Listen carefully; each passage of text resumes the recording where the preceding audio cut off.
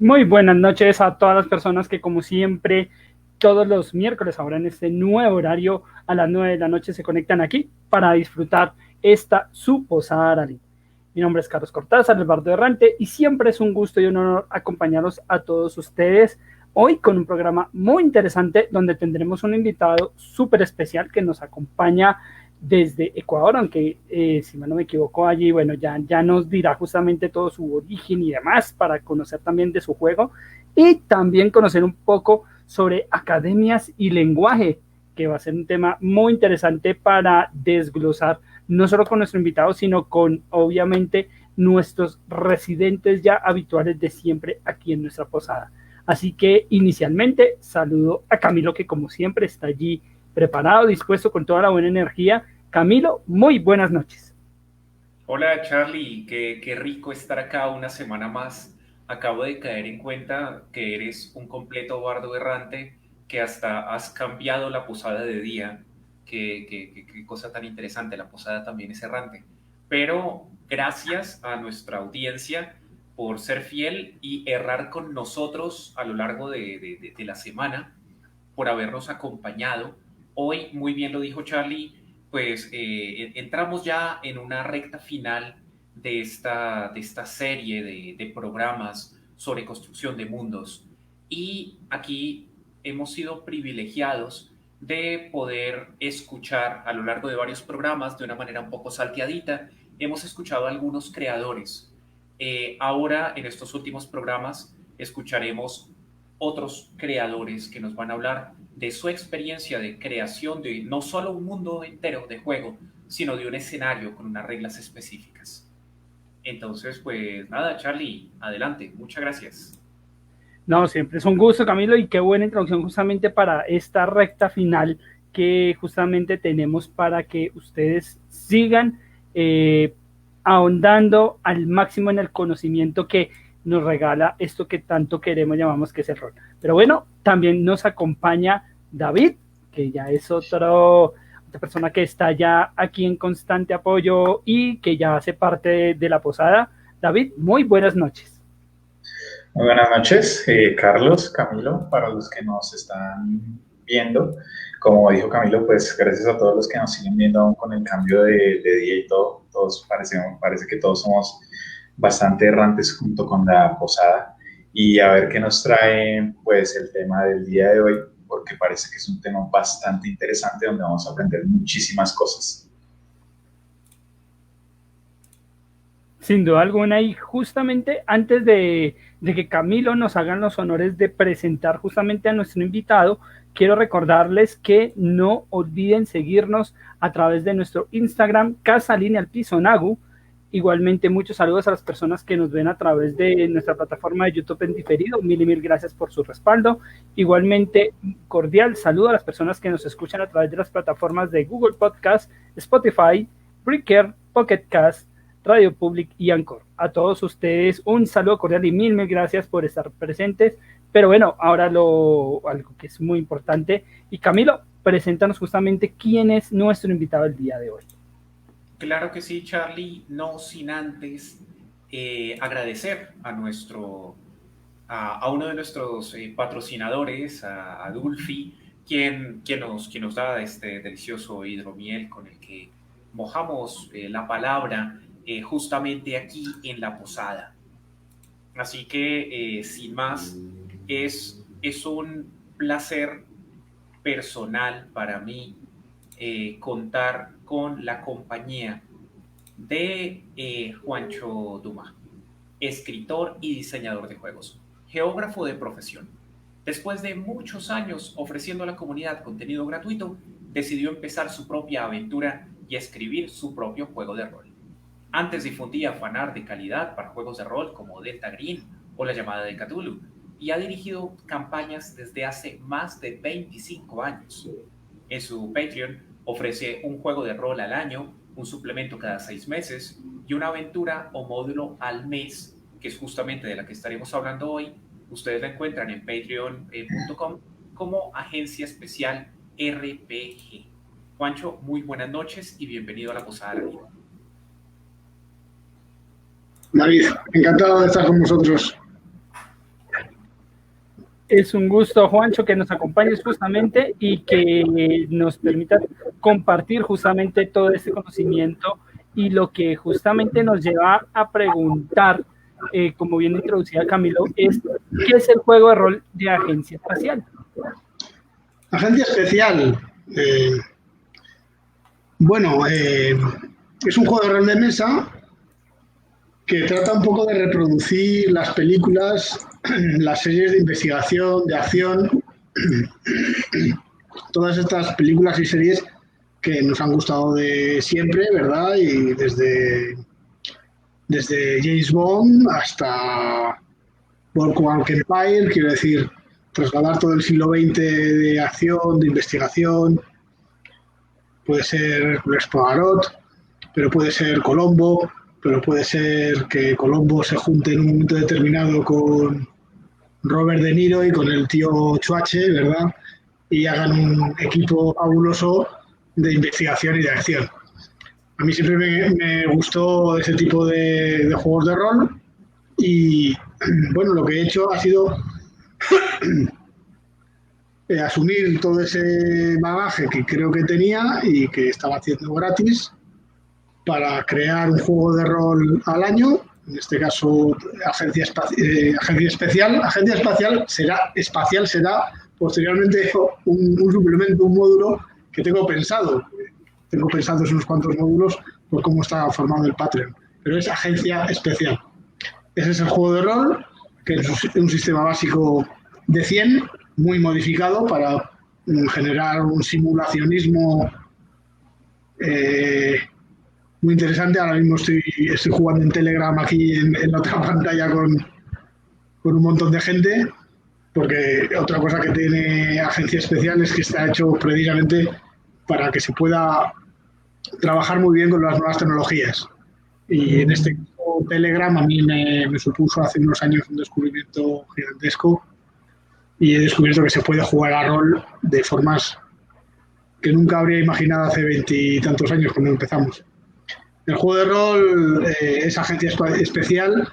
Los módulos, por ahora tengo pensados 2, que son los que están en el Patreon preparados, que es un módulo para los malos, un módulo para los buenos, un módulo para los patrones del mal y un módulo para los hombres de azul, ¿no? Para los policías.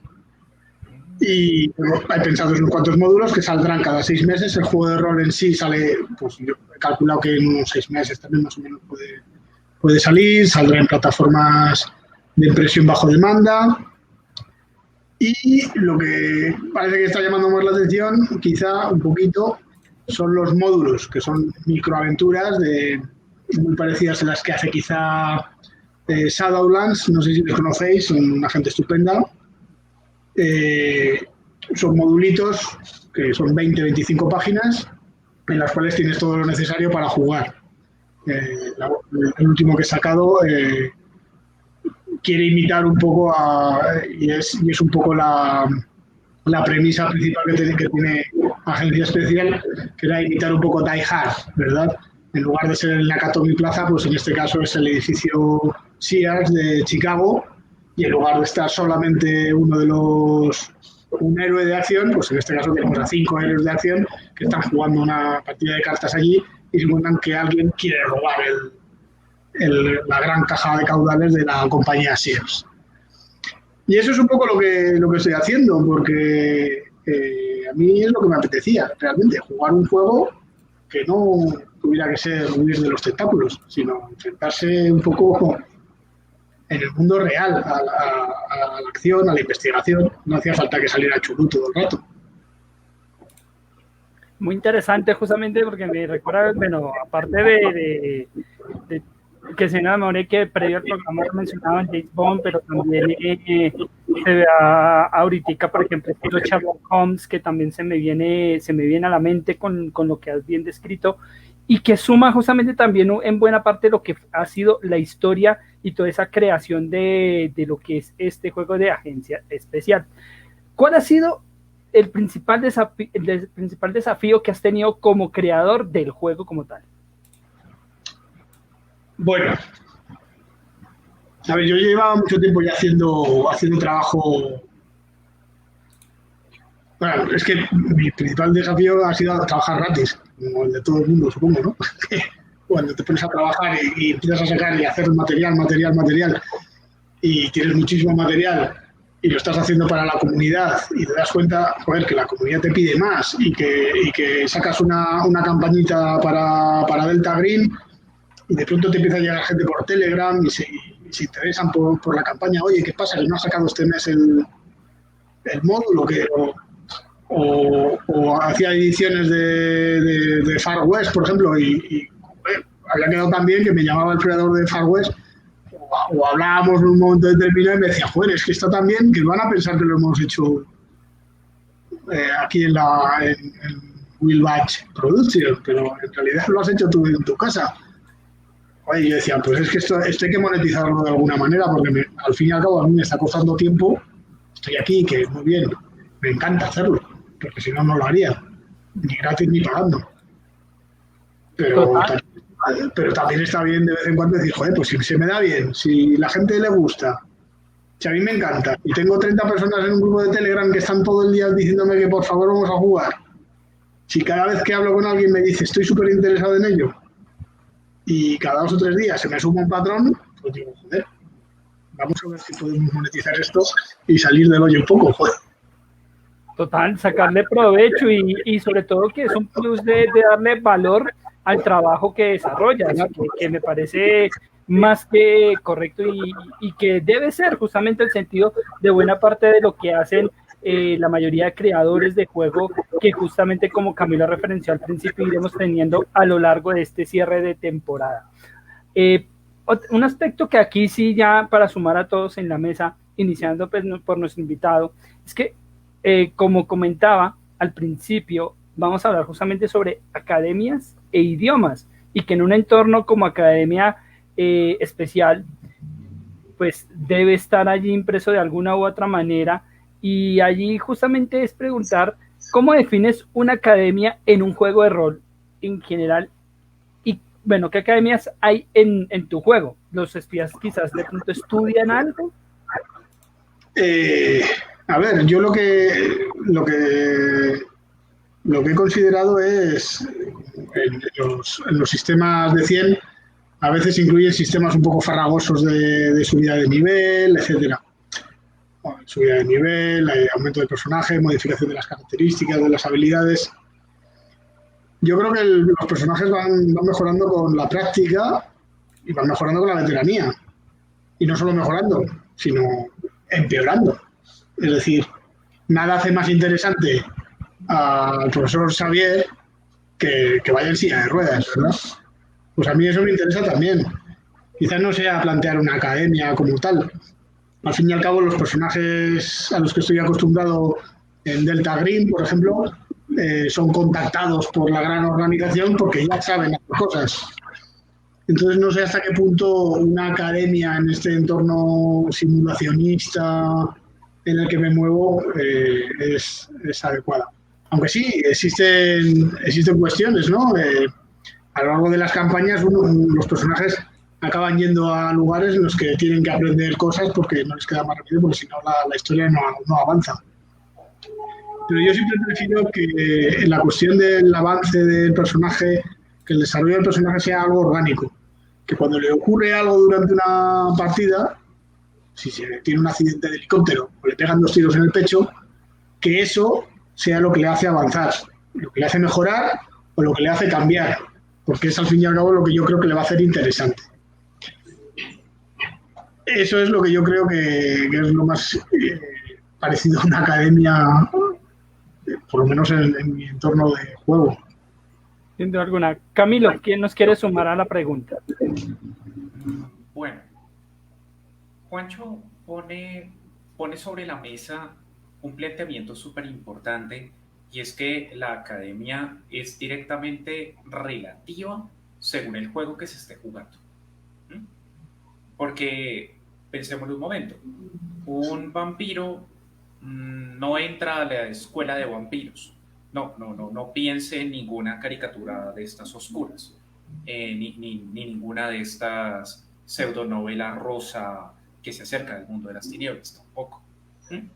El juego de Mundo de las Tinieblas tiene un hombre lobo que es hombre lobo, que básicamente ha crecido siendo hombre lobo y que aprende a ser hombre lobo dentro del corazón de la manada, exponiéndose al calor de las situaciones.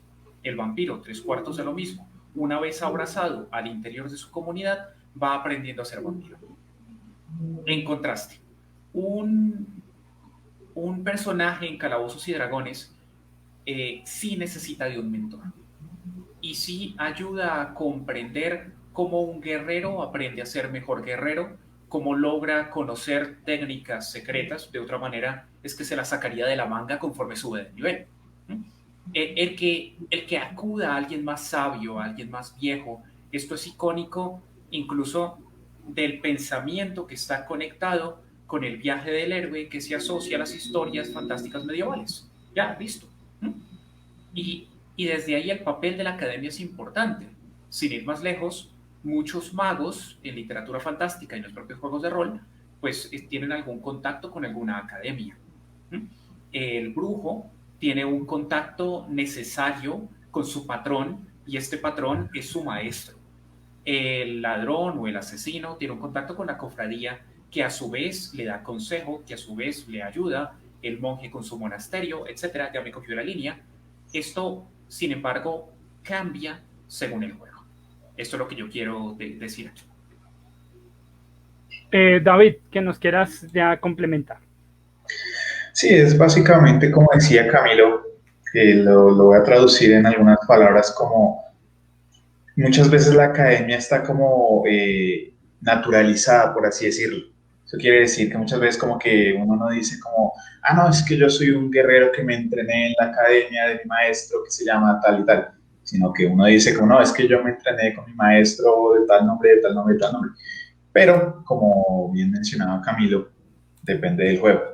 Por ejemplo, en Star Wars, incluso hay un manual entero dedicado a la Academia de los Jedi, que como la gran mayoría sabe, pues la Academia de los Jedi es donde los Jedi aprenden desde niños a ir por el lado luminoso de la fuerza.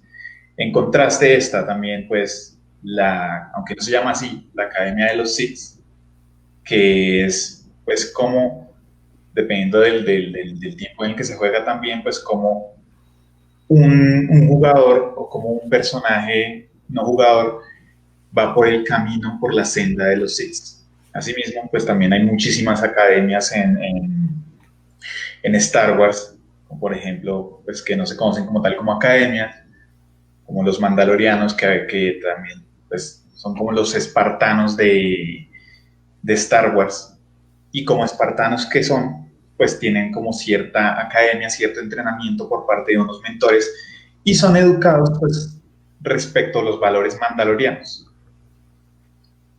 Interesante justamente lo que han contextualizado y ver cómo esto que en definición se tiene de academia muchas veces se asocia a un sitio, por así decirlo, a algo físico y no se comprende la dimensión de la palabra y cómo aborda desde algo fundamental que justamente es la construcción de enseñanza y conocimiento en quien busca perfeccionar y mejorar sus habilidades, sea de mago, sea guerrero, sea de Jedi, ya sea, bueno, en fin, según el contexto del juego.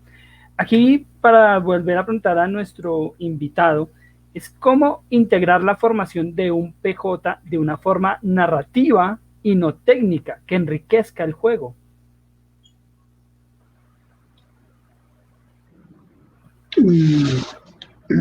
En los sistemas simulacionistas a veces también se llama un poco la atención sobre que las reglas interfieren a veces demasiado, ¿verdad?, en el trabajo del director de juego, que son muy densos. Me estoy acordando de Eclipse Phase o Eclipse Phase.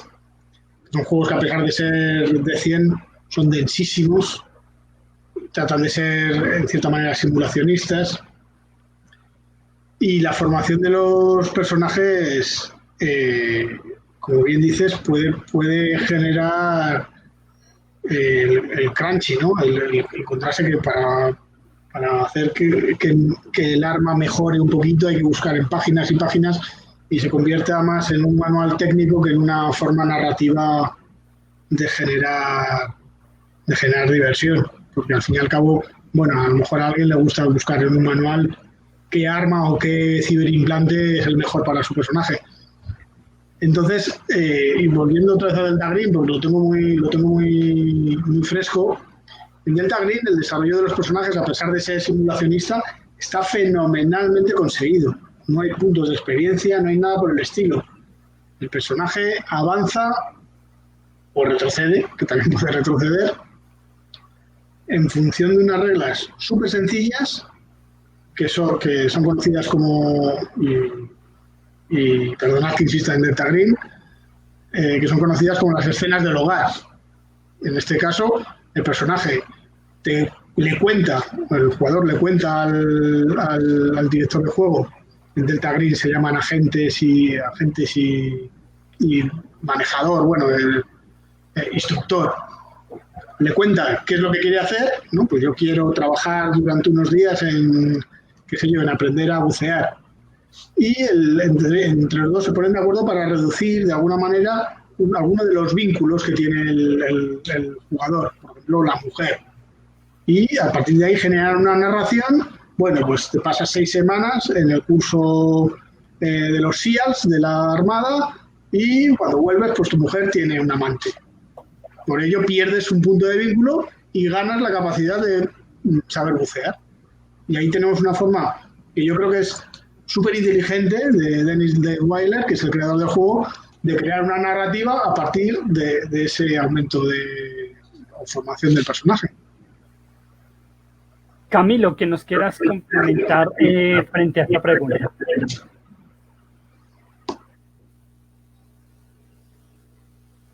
Micrófono, Camilo. Camilo. Ahora sí. Lo siento. Decía, Juancho lo dijo casi todo. Tengo que reconocer, es uno de los vacíos que yo le he encontrado a Quinta. Yo tuve que importar una regla, llamémosle una homebrew, para poder justificar un tiempo de formación. Pero es 3/4 de lo mismo que dijo Juancho. ¿Cómo un personaje justifica que aprende un idioma? Puede decir, es que subí de nivel y el manual dice que puedo comprar un idioma. Ok, eso es técnico.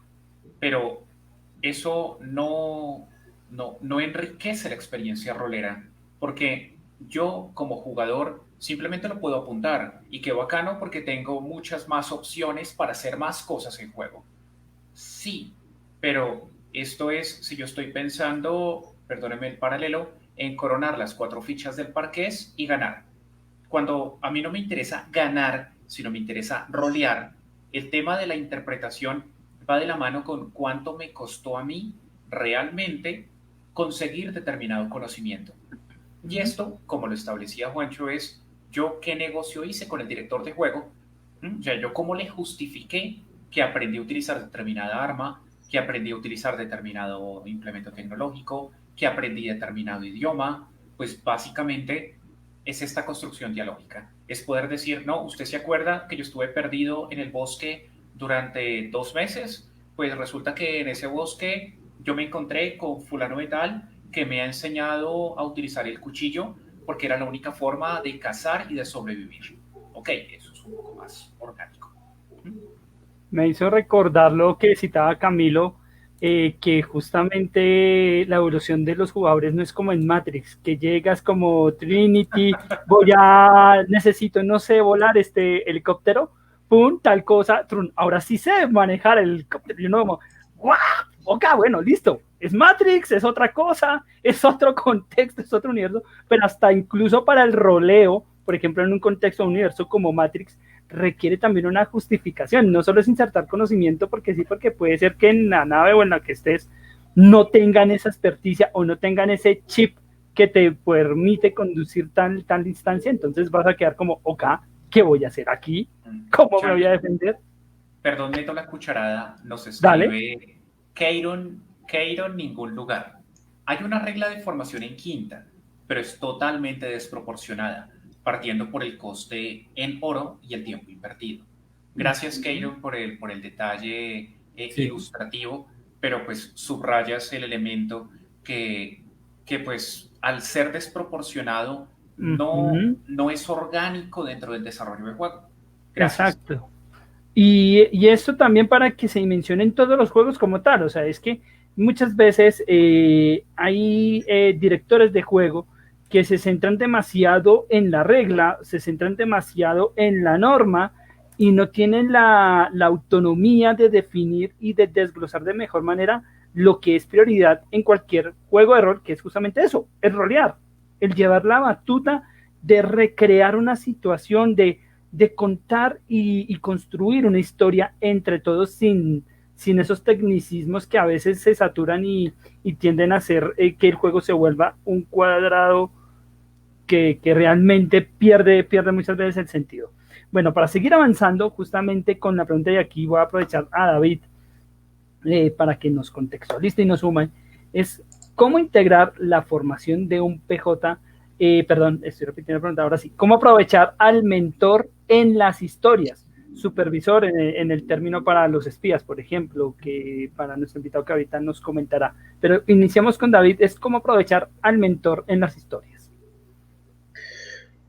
Pues hay varias formas de hacerlo, la verdad, porque podemos tomarlo de dos partes, el mentor que está vivo y el mentor que está muerto.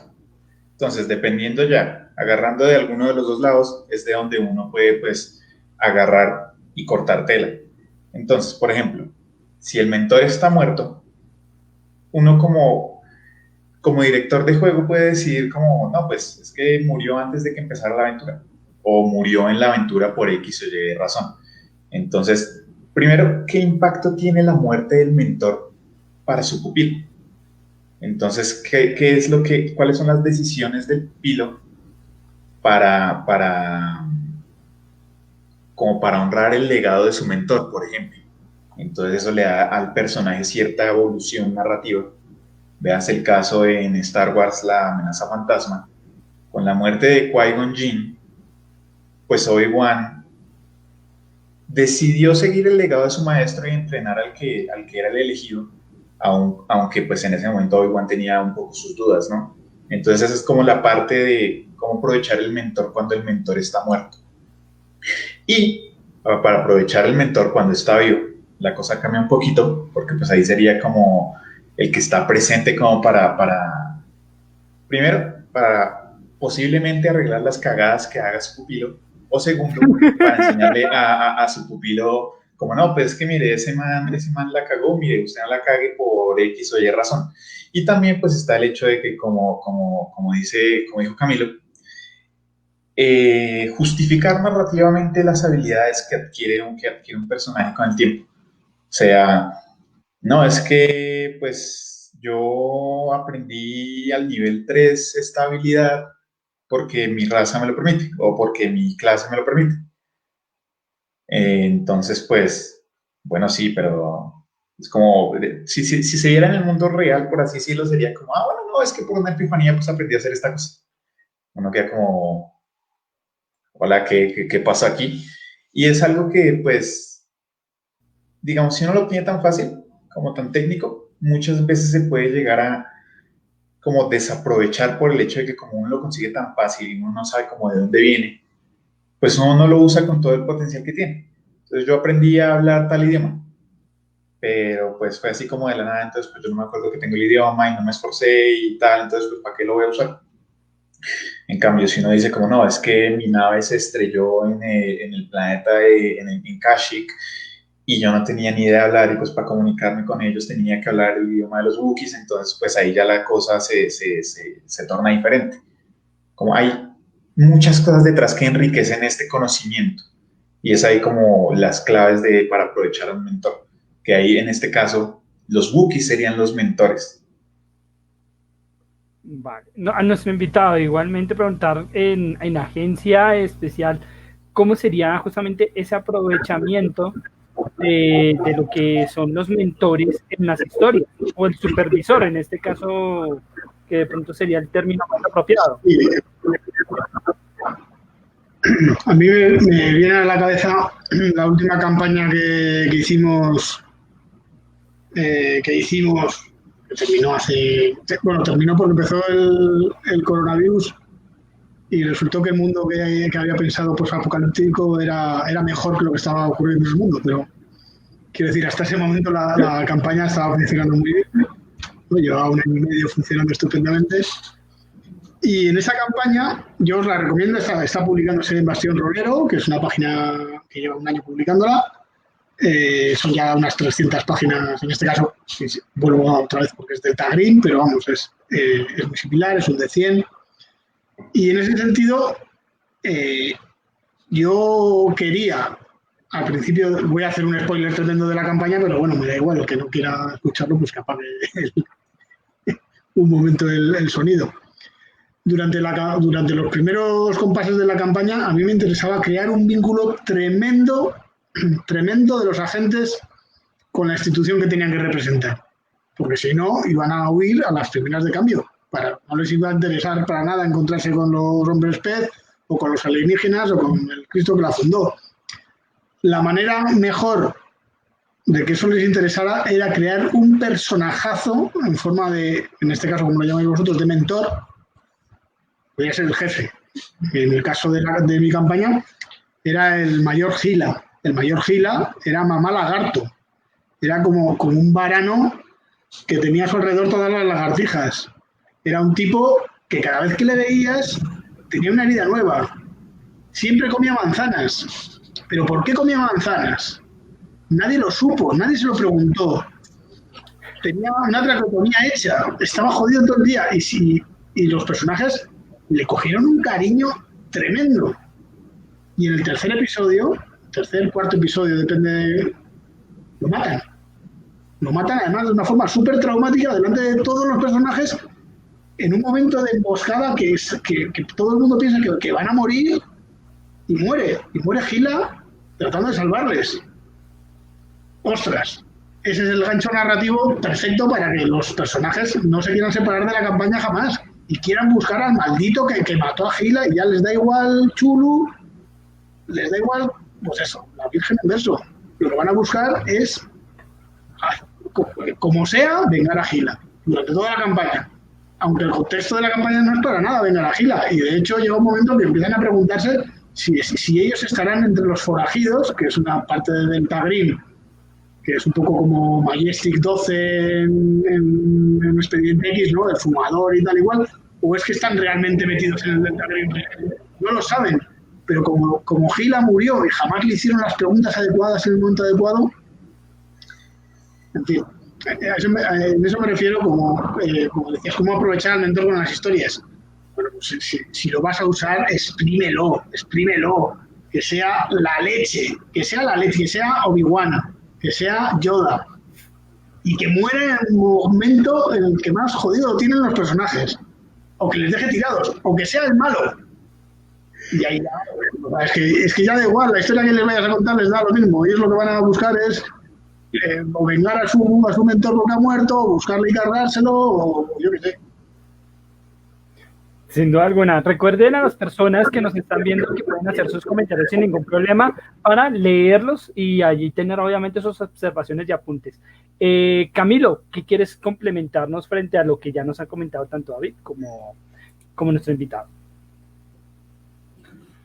Pues yo qué puedo decir después de todo esto. No, Charlie, yo a esto no le añado ni una jota, se la añado. Usted siga con la siguiente Entonces, pregunta. vamos a sumar aquí, de pronto voy a meter un poquito la cuchara, pero será hacia el final. Y es, ¿en qué momento un PJ se vuelve mentor? Aquí empiezo con Camilo. Ok. Justamente hablábamos del tema detrás de cámaras antes de comenzar a transmitir. Y es que también podemos establecer de una vez que depende del juego. De alguna manera, todo personaje cuando sube de nivel es que no es simplemente unos puntos de experiencia contados en una hoja o un numerito que representa yo tengo determinado paquete de habilidades. Yo tengo una reputación. Yo soy un alguien a quien pueden consultar por determinadas cosas. En calabozos, en segunda, pues es que era muy evidente, decía la regla, a 9º nivel tú puedes montar una construcción, un castillo, un monasterio, un templo, una escuela o lo que sea, y te empezarán a llegar seguidores. Seguidores que en últimas no es la gente necesariamente con la que tú sales al campo, pero sí es la gente que aprende de ti. Que esto se puede replicar a otros juegos. Tú te conviertes en el faro de esperanza para los demás, en el ayúdanos Obi-Wan, que eres nuestra última esperanza. Básicamente es eso. Eres tú que has vivido determinados elementos, tú por favor ayúdame, porque es que tú ya estás por encima de mis capacidades. Y esto es lo que puedo decir acá. Básicamente hay una reputación detrás, hay unas habilidades que el personaje ha defendido detrás, por lo que aparecen otros individuos, un personaje de nivel más bajo, personajes no jugadores, que le dicen, tú ven, ayúdame, ayúdame, te necesito. Aquí voy a aprovechar, de pronto, para, como dije, meter la cucharada justamente en esa pregunta antes de decir, justamente con nuestro invitado y con David, que justamente esto se recrea según un contexto y según también esa construcción de imaginario que da este personaje. Lo doy con un ejemplo muy concreto. Yo detesto ese personaje mucho, pero me da justamente referencia para esto de cuándo es que puede ser mentor, y es Mr. Satan, muy conocido de Dragon Ball, que con toda la debilidad, con todo lo que sucede, con todo lo demás, se convierte en un mentor, así lo odiemos, así uno sepa que realmente el mentor es otro, pero se convierte en el ídolo de todos los, o sea, en el héroe de todo el planeta, además en el gran mentor que todos quieren seguir a su manera, y hay momentos en que justamente hay personajes que construyen su reputación sin ser, digamos, con ese poder, o por lo menos de ese número, que eso también es lo que me agrada y me encanta justamente cuando se maneja un buen roleo, que lo maneja a partir de ello, de cómo se recrea y de cómo genera ese buen roleo para sumar justamente este tipo de seguidores. O sea, efectivamente hay unos lineamientos, hay unas bases que dicen, bueno, a tal nivel puedes construir tal cosa y demás, pero si tú en la construcción a tu DM le demuestras con las acciones o con lo que vas formulando a través, por ejemplo, de una imagen falsa en donde tú te presentas siempre como yo soy el gran héroe que salvó no sé qué tal valle y en la cual forjé mi gran legado y por ello vine aquí para seguir avanzando, para extender mi legado, y puede que todo eso sea una mentira, pero el pueblo lo crea y se convenza de ello y genere seguidores. Entonces allí está lo interesante de cómo está establecido, cómo se puede generar ese crecimiento como PJ y dar ese paso a mentor. Ahora sí, paso con nuestro invitado para que nos sume y nos complemente en el tema. Es muy interesante. Hacía siglos que no oía hablar de Mr. Satan. A mí en el tono simulacionista sucio, que me gusta en las novelas, que me gustan en las películas, hay un héroe que suele salir en las... no es un personaje principal, pero suele salir en las novelas de Arturo Pérez Reverte, que es el héroe a su pesar, ¿verdad? Y a mí ese tipo de mentores, ese tipo de gente que son héroes a su pesar, que ellos pasaban por aquí y les ha tocado, y es que no les queda otra. A mí son los que me generan realmente, los que cuando termina la aventura, la campaña, lo que sea, se te cae lagrimón y dices, este tío es la hostia. No sé si, bueno, supongo que todos han visto la serie Hermanos de Sangre. Hay un episodio en Hermanos de Sangre en el que es una serie de la Segunda Guerra Mundial, y hay un momento dado en la que la compañía Easy está metida en el bosque de Bastoña y no tienen jefe. Tienen a Norman Trincheras, que es un tipo que se dedica a bostezar y a irse por ahí irse al Estado Mayor y no hace ni puñetero caso a la compañía. Y en un momento dado, el teniente primero se lo dice en este caso a Winters, ¿no? Que es el jefe del batallón. Le dice, mira, esto es un uniforme vacío, esto es un tío que no hace nada. Entonces yo necesito a alguien que apoye y que esté aquí detrás de los soldados. Y al cabo de un tiempo, cuando consiguen un nuevo capitán, el nuevo capitán, que es Spears, le dice a Carol Lipton, pero si es que la compañía siempre ha tenido un jefe. Y el otro se queda diciendo, pero ¿qué va? Y dice, hombre, sí, eres tú, ¿no te das cuenta?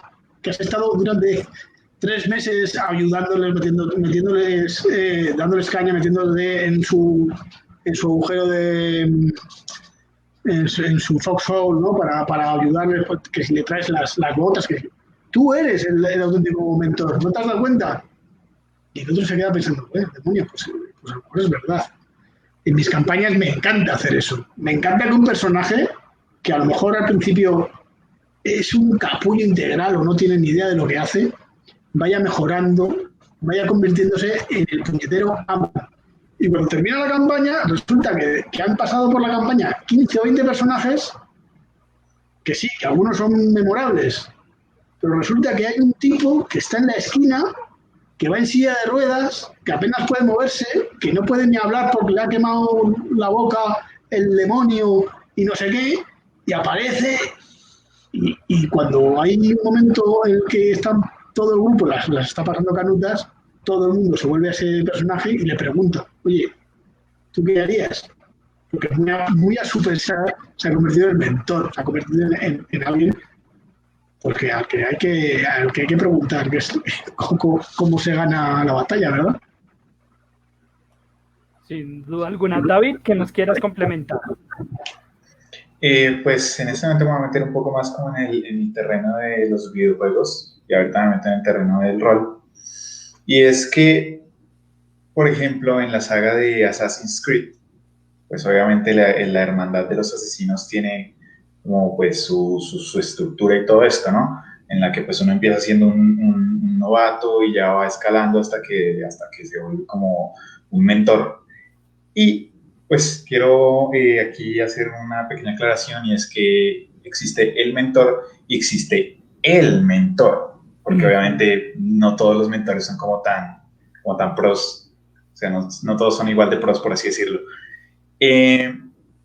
Con esto me refiero a que pues voy a coger como ejemplo la trilogía de Ezio, de Assassin's Creed 2 a Assassin's Creed Revelations, y es el hecho de que Ezio empieza siendo un personaje como, pues no es como importante, no se toma las cosas en serio, es griego, pues todo esto. Y en el primer juego, que es en Assassin's Creed 2, pues se ve como este crecimiento, este viaje del héroe, en el que no tiene un mentor porque técnicamente está solo, le toca aprender las cosas como a las malas, y ya en los siguientes 2 juegos, cómo es que se vuelve un mentor respetado, como decía Camilo, cómo los personajes buscan el conocimiento en él, cómo él le regresa la gloria a la hermandad de los asesinos italianos, después de que los templarios, que son los enemigos de los asesinos desde hace muchísimos siglos, los destruyeran casi que por completo. Y después cómo deja asentada una hermandad italiana para irse a Constantinopla y también revivir la gloria de esta hermandad siendo aún más viejo y más experimentado que antes. Esto desde los videojuegos, que es pues uno siempre controla a este personaje y puede ver cómo va de ser un novato a ser uno de los mentores más respetados de toda la historia de los asesinos. Y en el entorno de rol, pues está como la parte narrativa y la parte técnica. En la parte técnica, por ejemplo, pues en Star Wars se tiene que cumplir ciertos requerimientos como lo son, tienes que ser cierto nivel, por ejemplo, para ser un maestro Jedi tienes que ser nivel 12 y tienes que tener tales poderes, tales cosas. Y narrativamente es, hombre, pues yo he vivido muchas aventuras, he crecido, mi maestro me ha entrenado, entonces yo en esta búsqueda de volverme un maestro Jedi, pues lo estoy logrando. Y esto también tiene como ciertos beneficios, o sea, no es solo como, no, es que la gente me busca por consejo, sino también es el hecho es que yo puedo tener como alguien que me colabore en las aventuras, obviamente no es como lo principal, pero pues sí está ese aspecto, que por ejemplo el hecho de tener un Padawan, pues es justificable tanto desde lo técnico como desde lo narrativo. Un maestro Jedi siempre puede tener un Padawan. Sin duda alguna. Bueno, vamos a seguir avanzando. Aquí preguntarle a nuestro invitado es, sin irnos tan lejos como los estudios filológicos y lingüísticos del maestro Tolkien, ¿qué utilidad aporta manejar diferentes idiomas en un juego? ¿Cómo has tenido oportunidad de vincular este tipo de conocimiento en tu juego de Agencia Especial? En Agencia Especial, en las partidas que he podido echar de prueba, jugar de prueba, dirigir, no tanto, porque al fin y al cabo, pues las pocas que hemos jugado y estamos todavía probando el sistema de psicología ahora, lo hemos basado en los Estados Unidos. Pero claro, después de muchísimos años jugando, hemos encontrado maneras clásicas y otras no tanto de hablar otros idiomas y de tenerlos en cuenta.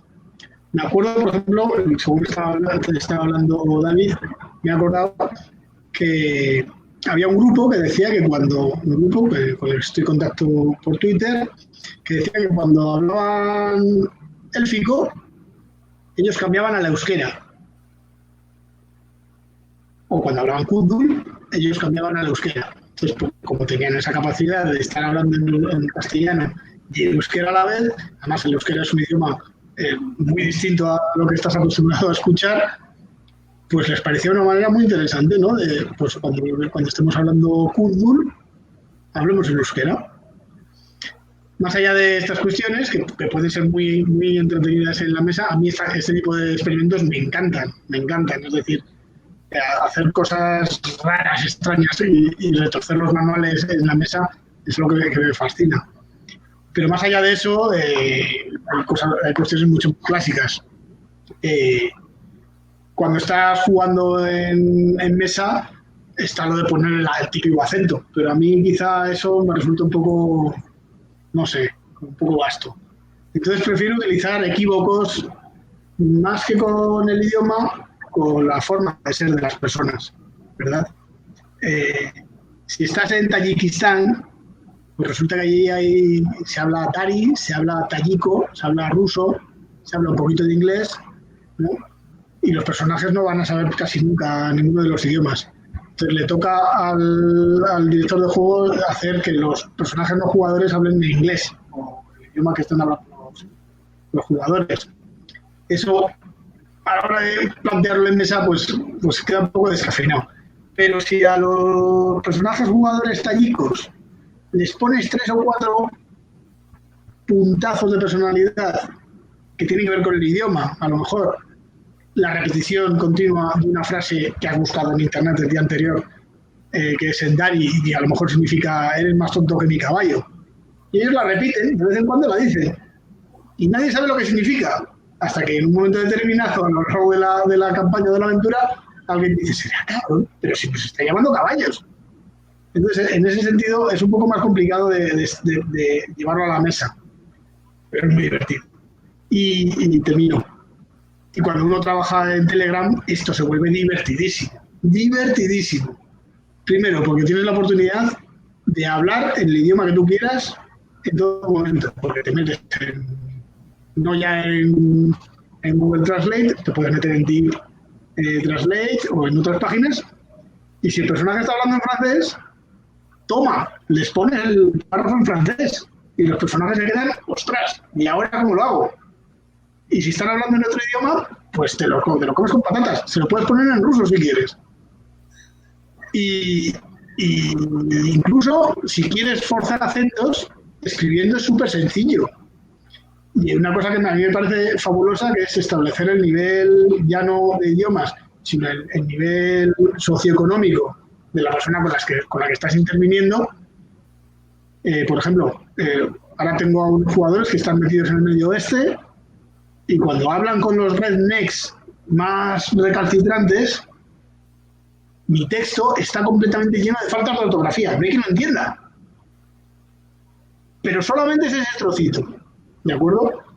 ¿Es otro idioma? No. Pero les da una personalidad increíble y les hace sentir a los personajes, sobre todo una cosa muy importante, que es que el personaje es un paisano y está en un paisaje. Entonces, ese paisaje tiene paisanos, y es el paisanaje. Y hay que tenerlo en cuenta, porque es lo más importante de los PNJs, ¿no? Camilo, ¿qué nos puedes sumar? Y sé que en esto te has dado un gusto enorme, por ejemplo, por lo menos en muchas instancias, sobre lo importante que tiene esto de lo que es entender el manejo de los idiomas en el juego y cómo también pueden enlazar en historias muy interesantes, desde muy serias hasta lo más gracioso que pueda haber. El idioma es una traza cultural, porque habla un poco de la identidad, habla un poco de la historia, habla un poco del desarrollo. Hay, sin ir más lejos, voy a hablar solo de Calabozos y Dragones. Varios de los idiomas que se utilizan, hay una tablita correlacional que dice hay solo determinados alfabetos y estos alfabetos se utilizan, o sea, este alfabeto se utiliza en 3 idiomas. Listo. Entonces, yo puedo estar en capacidad de leerlo, pero no se sigue que esté en capacidad de entenderlo. Vale. Es muy interesante esta elección inicial cuando el personaje está armando su personaje. Siempre me hacen la pregunta, ¿usted qué idiomas me recomienda? ¿Cuáles son los idiomas que va a utilizar? ¿Cuáles son los idiomas que más va a utilizar? Yo suelo responder en genérico, porque siempre existen algunos idiomas que son los más usados en una zona, pero siempre hay unas minorías lingüísticas que son deliciosas. Estamos jugando y entonces este personaje escogió común, porque siempre existe una lengua común. Ya está, no me pregunten, pero siempre tiene que existir una lengua común. Se dice que es la lengua humana, pero es una lengua común, es una lengua franca. Ya, listo. Y entonces este escogió también elfo común, porque es que le gusta sentirse de alta alcurnia. Le gusta sentirse común. Sí, yo hablo élfico común. Y como para atender un poco las minorías, yo sé hablar enanil común. Listo. Y les aparece el orco, y el orco los está insultando, y solamente les es claro que los está insultando. Pero esos movimientos que está haciendo con el arma, con la gesticulación, con todo, les indica que les está diciendo algo más. Y es ahí cuando siempre me hacen la pregunta, ¿y hay algo que yo pueda hacer para entenderle? Entonces, sí, consíguete un traductor. ¿Qué más le puedo decir? Consíguete un traductor. Perdón, leo aquí, nos dice Ashmina Dilaknokti. Ashmina, tiempo sin tenerte aquí en el programa, bienvenida. Hola chicos, metiendo la cuchara, considero que hay 2 cosas muy importantes. Comunicación entre narrador y jugadores. Y que el jugador debe pensar un poquito qué va a querer a futuro para así poder justificar las nuevas habilidades. Me pasó que mi ladrona pasó de usar dagas a espadas cortas al subir de nivel y el máster me castigó al principio. Me explicó después, es otro tamaño, es otro peso, no son tan fáciles de esconder. Muy interesante, muy interesante. Va justamente de la mano con lo que hablábamos atrás con el tema de las academias. Pero aquí hago énfasis en esto. Los lenguajes pueden ser un puente de comunicación, porque alguna vez, de hecho, yo era el jugador, creo que era Carlos el que estaba dirigiendo, y me di gusto torturando un trasgo. Es que lo he cogido con una espada, se le he puesto en el cuello, le he hecho preguntas, lo he hecho hablar, lo he hecho rezarle a sus dioses y finalmente hablo. Lo hice hablar, o sea, el lance de intimidación fue bueno y la golpiza que le di fue maravillosa, vale la pena repetirla y hablo, porque al final todos hablan. De hecho, esta es una frase que he visto en varias películas de espionaje. Perdón, meto la cucharada, listo. David. No, pues es que hay muchas formas como de usar el lenguaje, precisamente pues ya los ejemplos que ya nos han dado. Y también pues me gustaría meterme pues en el terreno de Star Wars, porque básicamente como que hay un idioma como por cada planeta, ¿sí? Son un reguero de planetas, son un reguero de idiomas. Y como hablaba Camilo, pues eso habla mucho de su cultura, por el hecho de que pues hay muchos planetas que no tienen contacto entre sí, entonces pues por sus diferencias culturales desarrollan ciertos idiomas que difieren los unos de los otros. Eso es muy interesante por el hecho de que pues se usa mucho en una aventura y pues por poner un ejemplo en la vida real, por así decirlo, es como, no, pues es que este man solo habla inglés e intenta hablar español, se comunica con la persona y en vez de decir, no, es que yo no hablo español, dice, no, es que yo no hablo caballo. Y es como, se quedan como, what the fuck, ¿cómo así que no habla caballo? ¿De qué nos sirve de qué nos sirve que no hable caballo? Entonces, como eso de que cuando otra vez en el mundo del rol, si un personaje intenta como hablar un idioma que no sabe, se pueden como formar muchos malentendidos, ¿sí? Si México inició una guerra por unos pasteles, entonces no dudo que en un mundo de rol no haya alguien que pueda iniciar una guerra por una palabra mal dicha. Entonces esto es Por un lo que... jarrón. Por un jarrón, sí, exacto, también, o sea... Aunque bueno, hay más cosas detrás, pero sí se puede dar como el hecho de que si uno, o sea, uno puede usar el idioma de muchas formas para enriquecer la aventura. Una guerra por una palabra mal dicha, como acabo de mencionar, o si no, como, no, es que yo le digo me acuerdo mucho de una aventura que, que, que yo estaba viendo porque no la jugué, en la que estaba dirigiendo Camilo, estaban enfrentándose a un monstruo, a un elemental de tierra, creo que era, y hay un personaje que solo se puede comunicar como por el movimiento ¿cómo es que se llaman? Perdón, se me olvidó, de sus Skills. garras, por así decirlo. Entonces, pues como no, es que yo quiero hacerle entender que es que si cae un rayo, entonces pues podemos matar al bicho. Y Camilo, que es el director, va y le dice como, listo, entonces usted les dice que se les va a caer el techo encima, listo, ¿qué más quiere hacer? Entonces, como eso de las barreras del lenguaje se pueden usar de estas formas para causar malentendidos que pueden enriquecer mucho una aventura. Sin duda alguna, y se da para situaciones muy, muy interesantes y qué bueno justamente que hemos podido andar de buena manera, incluso con la mención y el contexto que hacían sobre la importancia de las culturas, todo lo que tenían que ver con esta relevancia que, por ejemplo, David lo ejemplificaba, por ejemplo, en entornos de planetas y en cada planeta incluso, que hay, o sea, la dimensión de un megaplaneta, por ejemplo, como Júpiter, por ejemplo, que es 100 veces más grande, o sea, bueno, ahorita me puedo escuchar de pronto en la proporción, pero imagínense en un planeta 100 veces más grande que la Tierra, con 100 veces más personas o habitantes, seres, y que si en solo la Tierra hay toda esta diversidad de idiomas, imagínense en un planeta de esos, en solo un planeta. O sea, es un universo enorme que ahí justamente se puede llegar a aprovechar, pero aquí importante, ya que justamente ya estamos cerca de ir cerrando el programa, es preguntarle a nuestro invitado, es qué anécdota nos quiere compartir de las peripecias que has tenido en los juegos con Agencia Especial a propósito justamente de los idiomas. De los idiomas, quizá, bueno, aparte de que suelo llevarles a lugares en la Tierra, en el planeta, en el que normalmente no están a gusto los personajes, porque si lo sacas de Estados Unidos, lo sacas de España, depende de lo que juegues, ¿no? Pero si lo sacas de los lugares comunes o de la Tierra Media, de lo que sea, a veces resulta todo mucho más chocante, da mucha más libertad creativa al director del juego.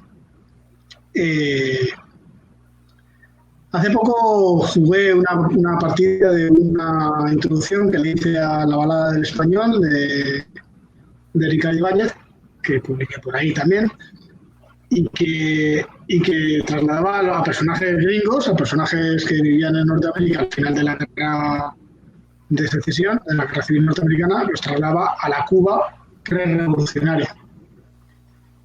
Y fue interesantísimo porque era la introducción y ninguno de ellos tenía ni la más repajolera idea de español. Entonces, yo pasé en Cuba un mes y me empapé un poquito de cómo era aquello. Y cuando he escrito acerca del tema, hombre, yo ya sé que hace 150 años pues las cosas eran muy distintas, ¿verdad? Pero he tratado de poner en el asador todas aquellas cosas que aprendí. Lo primero que les pasa a los personajes, según ponen un pie en Cuba, es que les quitan absolutamente todo el dinero, porque uno le pide dinero para no sé qué, otro le pide dinero para no sé cuántos, el otro le dice que es que hay un equívoco con los papeles de no sé cuántos. Cuando se quieren dar cuenta, todo el dinero que habían ganado para hacer el traslado de las armas ha volado, ya no tienen nada. Y esos equívocos se repiten una y otra vez, una y otra vez, una y otra vez, una y otra vez, hasta que llega un momento, al final de la partida, que sí, que tiene un final bastante heroico, entre comillas, pero los personajes están hartos, quieren largarse de allí como sea. Y no porque la aventura sea peligrosa, ni porque sea aburrida, ni por lo que sea, sino porque la cultura y el idioma les es tan alienígena que no aguantan ni un minuto más. Entonces, en ese sentido fue muy gracioso como los personajes ni siquiera habían sacado la pistola en ningún momento. Cuando llega al final y hay un equívoco estúpido acerca de una frase, y ya dicen, mira, verdes las han cegado. Sacan todas las pistolas y se lía la pajarraca y se lían a tiros, pero no porque haya habido realmente un problema, sino porque hay un equívoco tras otro en base del idioma, en base de la cultura, que es, al fin y al cabo, el idioma, ¿no? Ahí vale contextualizar antes de seguir justamente con Camilo y con David. Es que, por ejemplo, en solo español hay palabras y términos que para un contexto cultural es muy diferente a otro. Entonces, para uno decir una palabra aquí en Colombia, por ejemplo en México o en España incluso pueden ser completamente insultantes porque son culturas y contextos diferentes. Eso es muy importante llegarlo a entender porque el idioma no solo se limita justamente a lo que hemos bien dicho, a una base o un tecnicismo, sino a un entorno cultural. Allí Camilo que nos quiera sumar justamente y complementar esta idea que expongo. Pues Charlie, solo un ejemplo. Yo se lo escuché a un profesor. Y es que en Colombia el pico es un beso que no es beso, es un roce de mejilla contra mejilla, una forma de saludo. En Chile, el pico se refiere al acto sexual. Un profesor va a Chile, termina una ponencia y pues como ve que hay varias señoritas y tal, él quiere ser muy cortés, muy colombiano y les dice picos para todas. Entonces cuando ve que se está incomodando el auditorio dice, pero picos a la colombiana. Entonces ese pobre tipo no lo lincharon porque mi Dios es muy grande, pero creo que explica muy bien el ejemplo y es un verdadero desafío de maestría del director de juego lograr una cosa así. O sea, yo he logrado unos escarceos muy pobres, gracias a este personaje, es un Tricrin, que es un hombre mantis, que era el ejemplo del que hablaba David.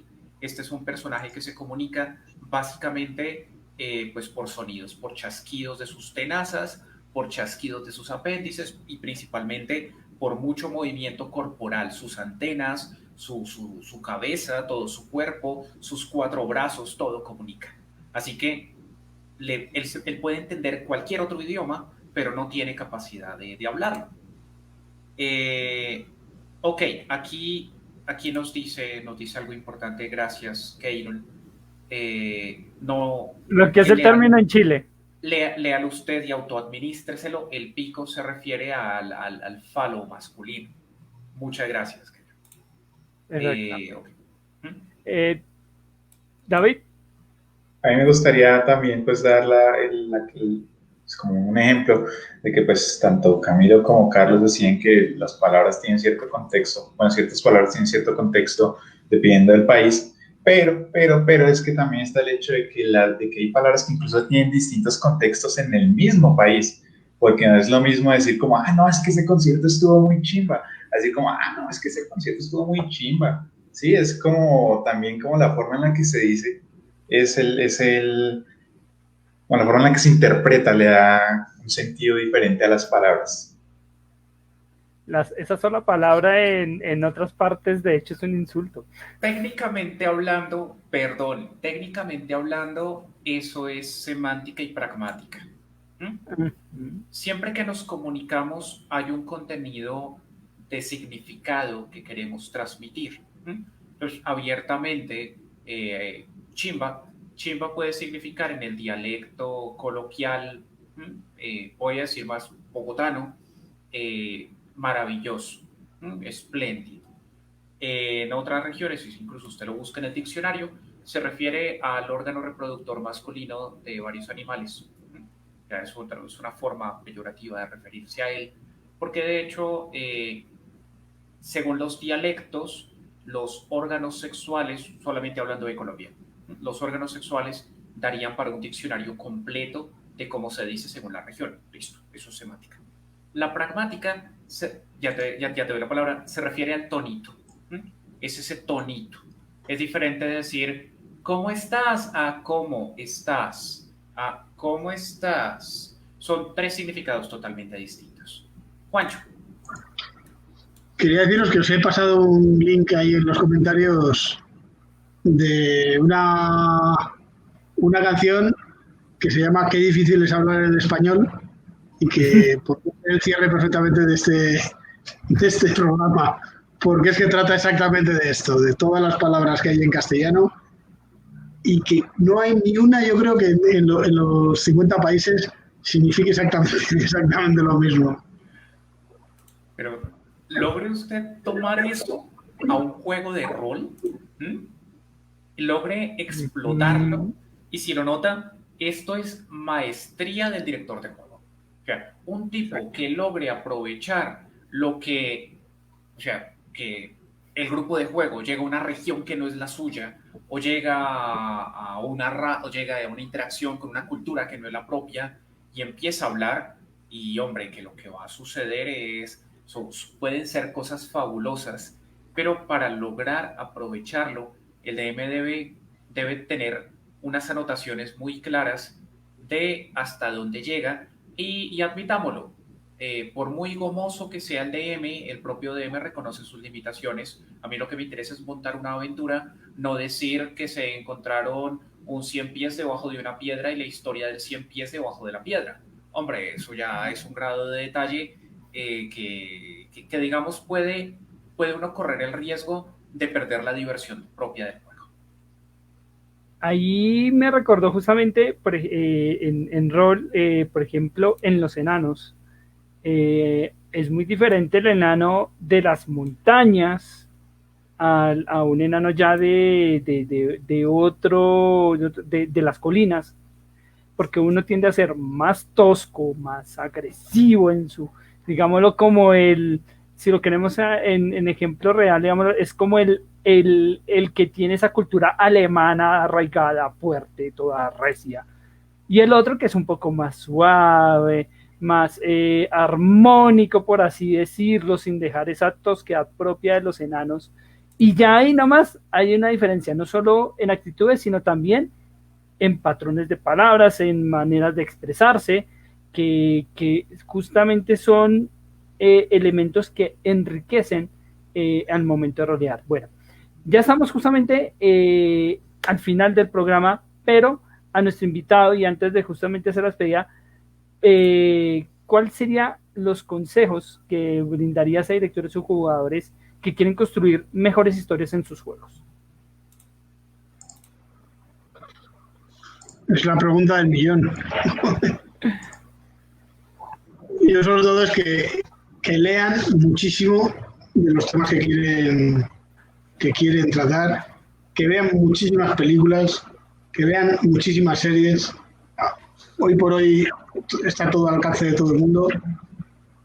Yo creo que la mejor manera de aprender cómo hacer historias es verlas. Es ponerte un día con Netflix o con Prime Video y enchufarte una serie entera porque te gusta. Aunque no te gusta, tiene alguna cosa que es interesante.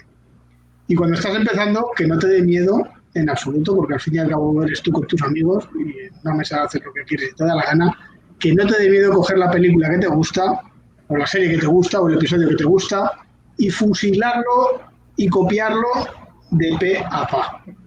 Al fin y al cabo estás en tu casa y se juega como tú quieres.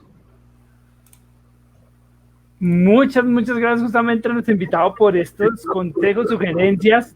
Ya saben, allí para jugadores, para directores de juego, para que lo tengan en cuenta. Pero justamente ya para despedir, Camilo, nuestra reflexión de cierre. Bueno, hoy la reflexión la quiero hacer realmente breve, porque quiero retomar dos cosas que ya se dijeron. Bueno, tres. La primera, ahora Juancho nos compartirá pues esos vínculos donde se puede conocer, porque como ya habíamos visto en otros programas, usted entre más juegos de rol se permite conocer, experimentar, pues amplía su horizonte como director de juego. Eso es lo primero. Perdón, qué gusto tenerte aquí con nosotros, que nos felicita, nos dice excelente programa, primera vez por acá y me encantó, saludos a todos, muchas gracias. Entonces, punto número uno. Punto número dos, sobre la academia. Aquí quiero tomar las palabras de Juancho, y es, logre que la sesión, es decir, que esos punticos de experiencia que se ha ganado el jugador, que se ha ganado el personaje, de verdad se conviertan en academia. No voy a decir hágalo sudar sangre, pero usted aplíquelo como quiera. El asunto es que encajen, que sea sinérgico.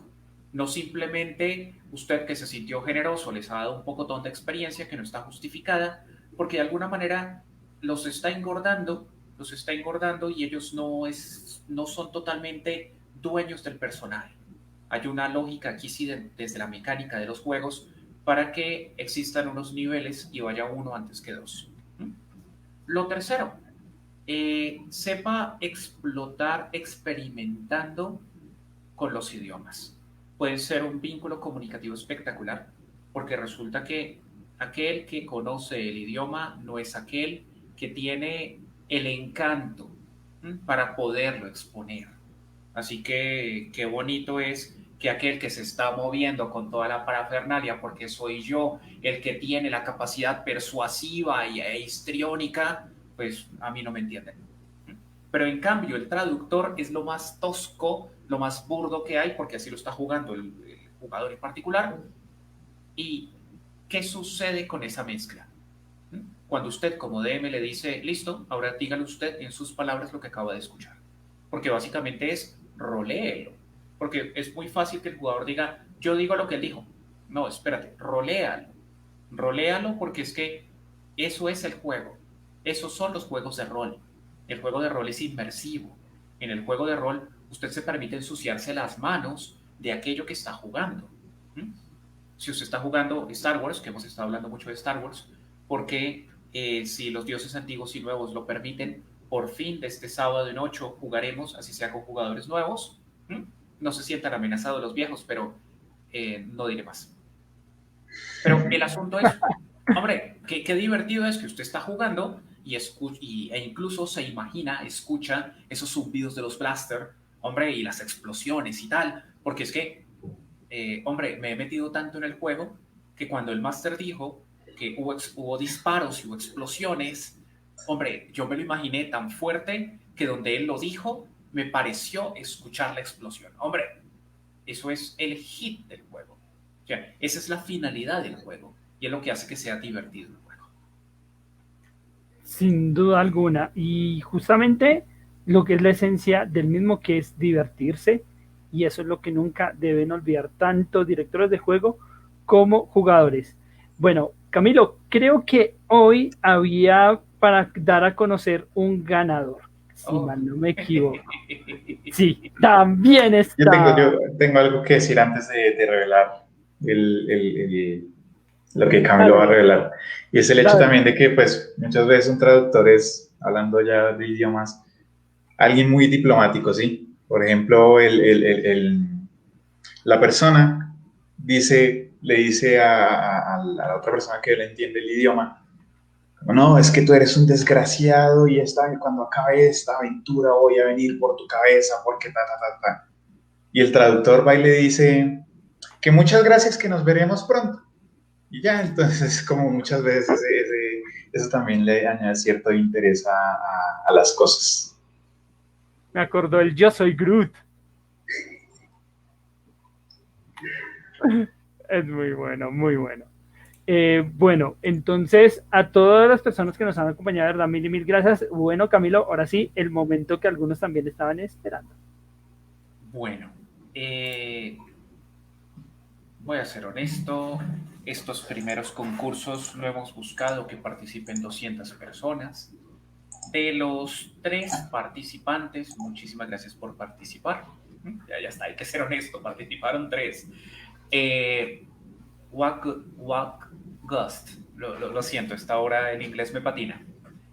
Lo sentimos mucho, no cumpliste con la condición de estar también en Twitch. O sea, recuerda que pedimos sigue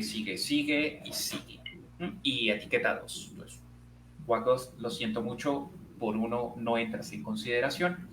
Queda entre 2 personajes que son Edgar Holguín y David Murcia. Así que, perdón un momento, porque esto es mucho más sencillo con un dado. Exactamente, los bonitos, los que definen. Ojalá que sean los fluorescentes. ¿Verdad? Ojalá que sean los fluorescentes, que están bien bonitos, para que la gente los conozca. Lo siento, uno de los, es que extendí la mano, el primero que agarré, uno de los negros, mentiras, de los hijos de los fluorescentes. Sí, señor. Sí, ya me acordé. Aquí están en la cajita. Son azules, pero fosforescentes en verde. Entonces, decimos que 1, 2 para David, 3 y 4 para Edgar. Así que ya veremos quién le hace fuerza a quién. 2. David Murcia. El número ganador ha sido el 2. Así que por el dado nos comunicaremos contigo para pues ponernos de acuerdo sobre el one shot que tendremos este domingo. Carlos me ha dicho que tengo anuncios. Qué pena, seré breve con los anuncios, pero yo creo que a partir de la próxima semana comenzaremos 2 cosas. La gran subasta de fin de año. Hay unos muñequitos ahí súper articulados que han estado en la bodega que vamos a subastar. Ya se enterará. Entonces, así nos dice Ashmina, que repite la dirección de Twitch. Claro que sí. Casanagu, así, seguidito. Casanagu en Twitch, y ese es nuestro canal de Twitch. Nuestras transmisiones de viernes y sábado. Así le decía la subasta. Y lo otro es... Viernes arrancamos nosotros. Veremos. Ya hay mesa. Ya se manifestaron. La mesa que más aplaude, muy bien. Entonces, vuelvo acá. Entonces le mando el DM. Pero bueno, vuelvo aquí. Habrán ofertas de una vez, como ya noviembre es casi diciembre y diciembre es Navidad. No existe nada más en diciembre, no me pregunten por qué. Pero comenzaremos con ofertas navideñas desde la próxima semana para que, pues nada, ustedes se diviertan y pues consiga unas cositas interesantes, porque están por salir aún más cositas interesantes aquí en Casanagu. Como gorritos de Navidad para los dados. Como arbolitos de Navidad para los dados de los que habla David. Ya, Carlos, no me deje hablar más, ya, suficiente. No, es con todo gusto a nuestro invitado, Juancho. Mil y mil gracias por estar presente, por acompañarnos todo este rato y por compartir tu experiencia con Agencia Especial. Que no se me quede, yo sé que al principio se lapsus horrible, no, es Agencia Especial. Así que, Juancho, mil y mil gracias de verdad por la compañía. Muchas gracias a vosotros, un saludo. Y ven, Juancho, por favor, ¿dónde encuentran la agencia especial? En patreon.com/ agencia especial RPG. Ok, Listo, ya lo saben, para escribo que por acá. no pierdan allí pista. Recordarles que dentro de 8 días estaremos con nuestro programa de 6 meses. Así que ahora un tema muy especial, ya también invitado, también allí confirmadísimo para que no se lo vayan a perder con muchos temas. Camilo, mil gracias como siempre por estar presente aquí en la posada, Dani. Bueno, nada, a mí me gusta jugar de local y ser el director influye. No, mentiras. Ser coequipero en esta posada para mí es súper importante. Y pues es que yo no he hecho nada. Yo no he hecho nada. Quiero darle las gracias a Juancho Duma, quien de una vez cuento contigo, Juancho, para nuestro gran programa del 25 de noviembre, que tendremos también un tema súper importante donde podremos también hablar otro poquito más sobre agencia especial. Eh, y ya, Charlie, ya. Vale, muchas gracias, Camilo. David, mil gracias como siempre por estar allí presente. No, gracias a ustedes. Para mí siempre es un placer estar aquí. Cada invitado es un mundo de conocimiento que uno, o sea, este tema, como todos los temas para hablar durante horas y horas y horas, porque pues como dice Camilo, realmente es el invitado el que hace la mayor parte de las cosas porque nosotros complementamos de acuerdo a lo que a lo que nos va diciendo el invitado. Entonces, muchísimas gracias por permitirme estar con ustedes en la posada y esperemos que se siga dando con temas que estoy seguro que van a ser muy, muy interesantes. Muchas gracias, Carlos. No, con todo gusto. Muchos saludos a todos. A Holman Ortiz, que por allí nos estuvo mandando saludo y con el saludo de buen programa. Igualmente para ti, Holman. Nos estuvieron apoyando a todas las personas. Mil gracias. Nos encontramos dentro de 8 días con un programa especialísimo, 6 meses de Casanago. Un abrazo cordial. Bueno, de Casanago no, de Posada Aralín. Casanago tiene mucho más. Un abrazo cordial. Nos encontramos en una nueva oportunidad. Chao, chao.